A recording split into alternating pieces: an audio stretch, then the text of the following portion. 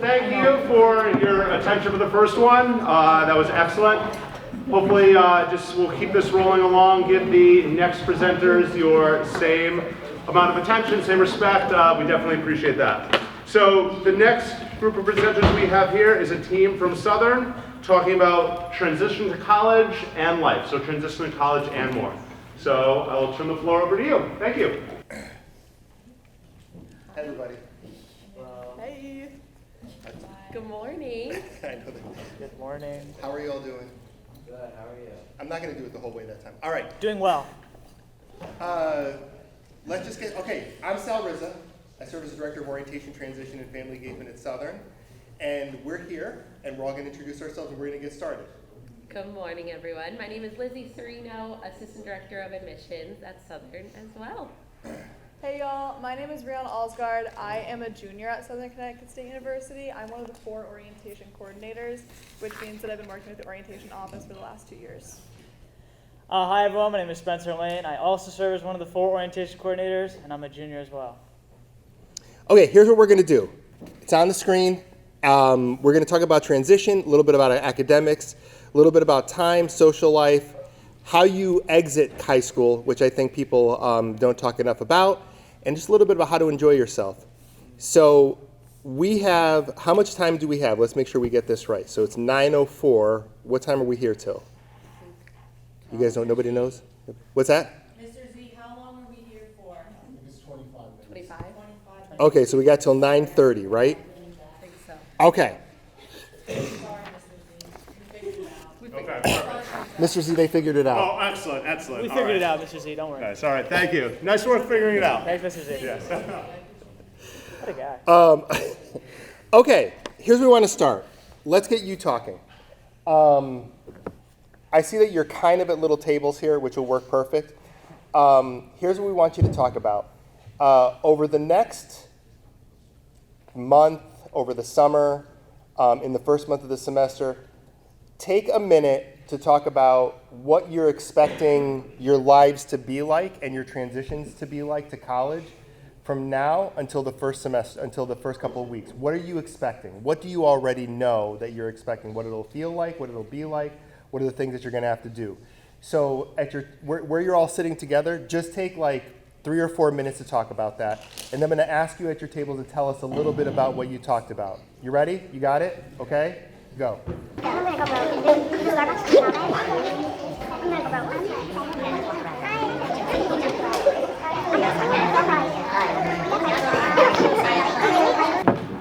Okay, so what are some of the things that we popped into a couple of tables. Just give me some highlights of the things that you had talked about at your tables so that we can kind of hear like what it is that's on your mind. Yes, please, thank you. What's your name? Julian. Julian, go And ahead. we talked about trying to form relationships with a lot of other people and trying to branch out and meet new people. And, yeah. Julian, thank you. And I'm going to say this over and over again. You're right on the right track. I want you to start thinking about how that happens, right? So to say meet people, but how do you meet people? And I'm not asking you to answer that question. I just want you to think. I want everybody to think about that.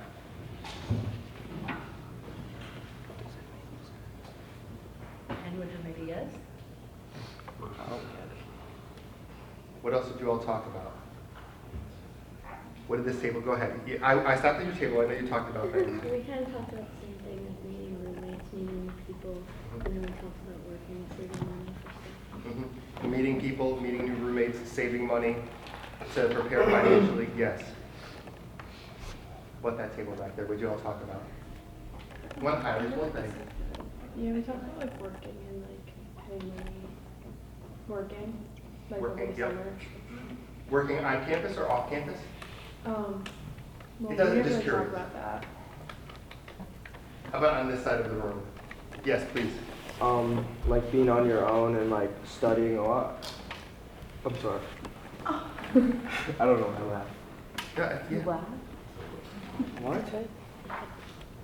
Got nervous. Okay, cool. We're gonna get it. We wanted to start there so that you could all start thinking about these things. We're gonna get into a lot of this stuff. Just a couple of things And then we're gonna move a little bit more quickly. Just a couple things that I want to make sure that we go over. All the things we talked about, we're going to go back to. Just a quick show of hands. How many of you, it gives us an idea of where you're all coming from. How many of you are going to be living on campus for wherever you're going to school?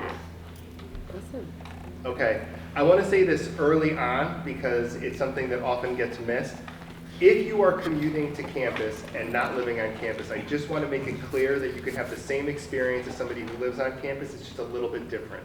You can still have the same opportunity. All the same opportunities are available. The only difference is that you don't go to sleep and wake up in the same place. You go back to wherever you're coming from, whatever. But the same college experience is available no matter where you're going. How many of you are going to school in state? Okay, and the rest I'm assuming are going out of state. Okay. Couple things. Actually, I'll go back. We'll do that at the end. The paperwork and things of that nature. Perfect. Let's move on to. Let's move on to. You want to start that one? Sure.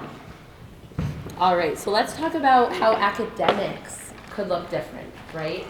Who has an idea about how a class might look different than what you're in now in high school? Your thoughts? Yeah. Bigger. Okay, so let's touch on that. Great point. So, in movies we see a large lecture hall, right? There might be like 300 students. At Southern, something I looked for as a student, I wanted small class sizes. So our class sizes, our average is about 20, okay? So depending on what university you are attending, that might look different everywhere, right? Maybe you like large classes. Maybe you would prefer smaller. So definitely, pay attention to that when you're kind of creating your schedule as well.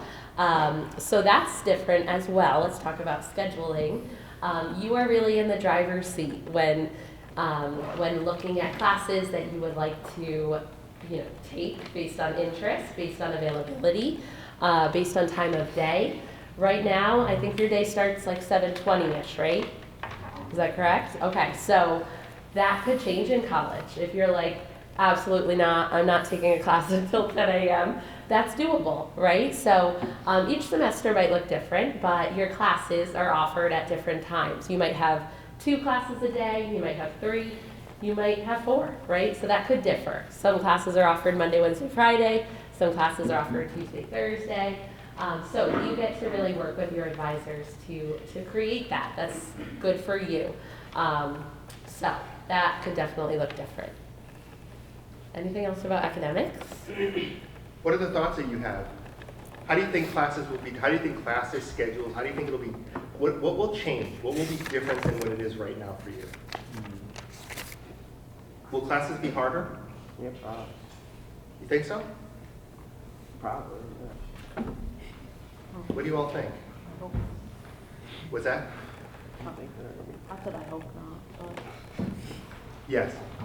Are there classes like 3 hours a day or like 1 hour classes in college? Like it's a lot shorter than the time spent in high school compared to like 7 hours in high school. You get like 3-hour classes in college. Yeah. Right. So what does that mean? That you're right. So instead of being in class 5 days a week in the same, and again, I don't know how your schedules work here, right? Because every high school works differently, but instead of being in the same class 5 days a week or 4 days a week or whatever it is, you might have that class 3 days a week or 2 days a week, right? So what does that, and what does that mean? If you're only in class for 3 days a week or 2 days a week, even if, whether your classes are an hour and 15 minutes, whatever they are, what does that mean in terms of where the learning takes place? On your own, probably. Mm-hmm. Setting your own time. Yeah. Spencer had a nice way of talking. Spencer, do you want to say? Yeah. Yes, Oh, Joyce. I'm honored. So I know what you're saying. So the switch up between high school and college is in high school, the teachers are teaching you, and then the homework is on what they taught you. But in college, the homework is how you spend the majority of your learning, and then when you go into class, your professors are talking about what you did the homework on, and kind of solidifying that. So while you're not in school for 7 hours a day like in high school, the majority of your learning is happening outside of those 1 hour, whatever minute classes. And then you go into those three times or 2 times a week, depending on how long it happens. And you're kind of solidifying that.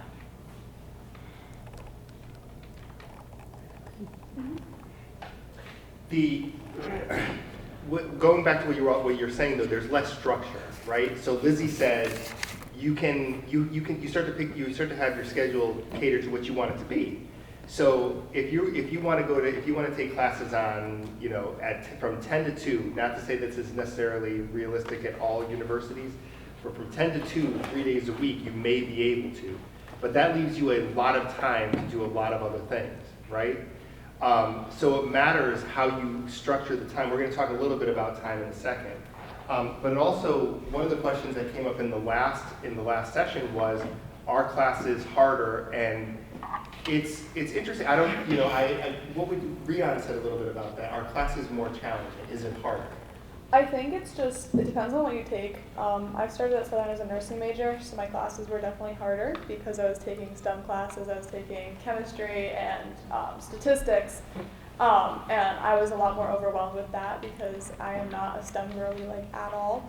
Now I'm a communication major, and I find my work a lot easier, but it still is a lot of work. I'm writing 15, 20-page papers sometimes. I have group work, group projects.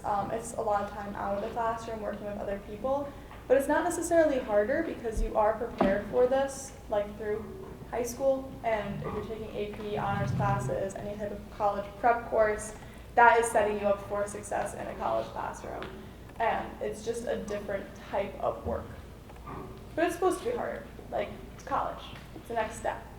If it was just another 4 years of high school, it'd be kind of boring. It's supposed to be more challenging. I love that.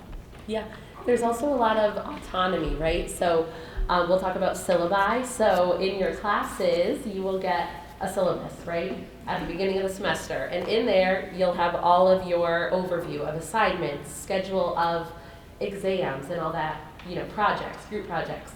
So you're able to see that at the beginning, right, what you can kind of expect out of the course for the semester.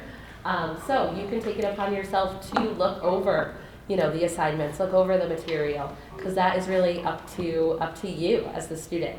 So lots of autonomy and independence that way as well. Yeah. How does time change? How will time be different? 5 more minutes. Oh, okay. I know we have How is time different in college than it is in high school? What will be different? We already talked a little bit about it. Yes, Julia. Yes. Also, so right now you have, what's your start time what time do you have to be at school right now? 7:20. 7:20. What time do you here until? 2, if you don't have credit. Right. So 2 o'clock, whatever, right? So it'll change. Every day will change. You have the opportunity to build a schedule for yourself. So your time will change, and you'll own your time in a different way, which means you have to take responsibility for that time. It sounds it's easier said than done. Mm-hmm.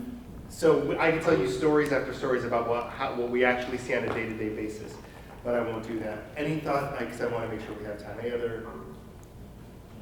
I have a little thought. I do want to say, from my own experience, it is kind of misleading looking at your schedule and seeing you only have 1-2 hours of class in a day, and it's oh, well, only 1-2 hours, but then the homework is a lot more like I said, that's how you do your majority of your learning. So I'd say portion out time.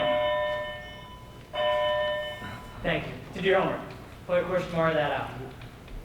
One of the things that a lot of you talked about was meeting people, and this is how we're going to spend the last few minutes, as well as any questions you have. A lot of you said we want to spend time meeting people, we want to meet new people. Period 4 study, please report to room 204. Mrs. Julie's period 4 study, please report to room 257. Mrs. Julie's period 4 study is 257. Mr. Corkery's period 4 study, please report to room 302. Mr. do you have for period 4 study? Mr. Dillon, period 4, please report your 346. I have Mr. T on. Mr. Dillon, No lie. period 4, please report your 346. Okay. So, remember earlier I said, how is that going to happen? How are you going to meet people? Yeah. Couple things I want to say, and then we'll open it up for questions, and then Breon, Spencer, and Lizzie will all just give you some thoughts. One of the things that I wanted to mention to all of you about meeting people is the thing that you won't hear enough about is how there is stress and anxiety around meeting new people in a new environment, right? It's like you hide from it because you don't want anybody to know that you're stressed about that, but the truth is that almost all entering college students are most nervous about how are they going to make friends, right? The reason I say that is because if you know that now, you are not the only one that feels that way. It makes a little bit of a difference because it means that there's everybody else is going through the same thing at the same time, right? So when you start looking at the fake social media that you'll see and all your friends that will be posting like all these things, it's real, but it's not real at the same time. You all know that, right? Yes? So I mention that because let your journey be your journey and figure it out on your own, not thinking about what everybody else is experiencing and why different people are doing whatever they're doing. Brianna, Spencer said something earlier that I thought was really important. I wanted to just repeat that about you're not the same person.